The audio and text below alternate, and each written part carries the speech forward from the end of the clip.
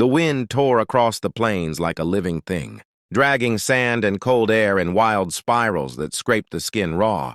And as the winter sun dipped low behind the jagged mesas of Arizona Territory, the cowboy known simply as Carter, Hale stepped out onto his front porch with a quiet sigh, thinking only of firewood and the stew waiting inside, unaware that on this very evening, fate would place someone on his doorstep who would test everything he believed about duty, fear, and the bonds people form when the world leaves them with no one else to turn to.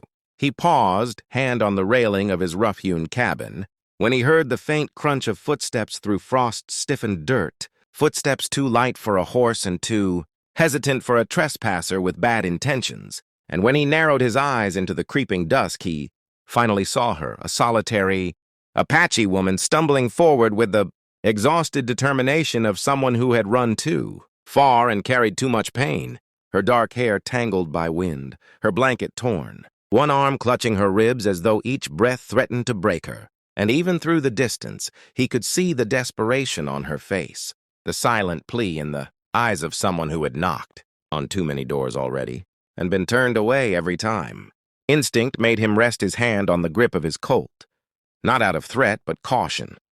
Because out here every stranger came with a story, and sometimes those stories ended with blood on the ground. Yet as she finally reached the bottom step of his porch and whispered in a trembling voice, "No one wants to give me work. I need shelter, please, just until the storm passes."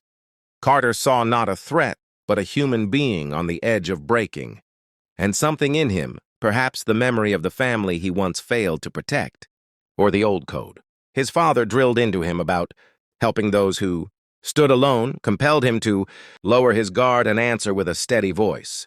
"All right, ma'am. You look like you've been through hell. Come inside before the cold finishes the job." Though even as he opened the door wider, he could feel the weight of what this choice might bring.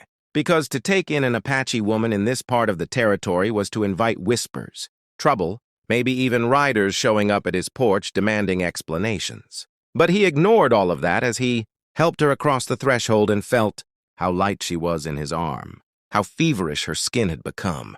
And the moment the warmth of the cabin wrapped around her, she swayed forward, as if her legs finally gave up after carrying her, farther than any person should have to go, and he managed to catch her before she hit the floor, gently lowering her to a chair by the hearth where the fire glowed bright and steady, a comfort against the cold world outside, then hurried to fetch water and a blanket, his mind already racing with questions.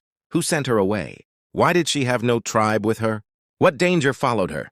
Yet he didn't ask anything until she had taken a few sips of water and steadied her breathing, and even then he kept his tone soft, knowing trust was something earned, slowly with people who had every reason not to give it, especially in these lands where settlers and tribes lived in a fragile balance of fear, anger, and misunderstandings that could flare into violence without warning. She eventually lifted her eyes to him, weary but strong beneath the exhaustion, and said her name was Nalin, meaning maiden in her language, and that she had left her people not by choice but because circumstances had forced her away, circumstances she wasn't ready to reveal yet.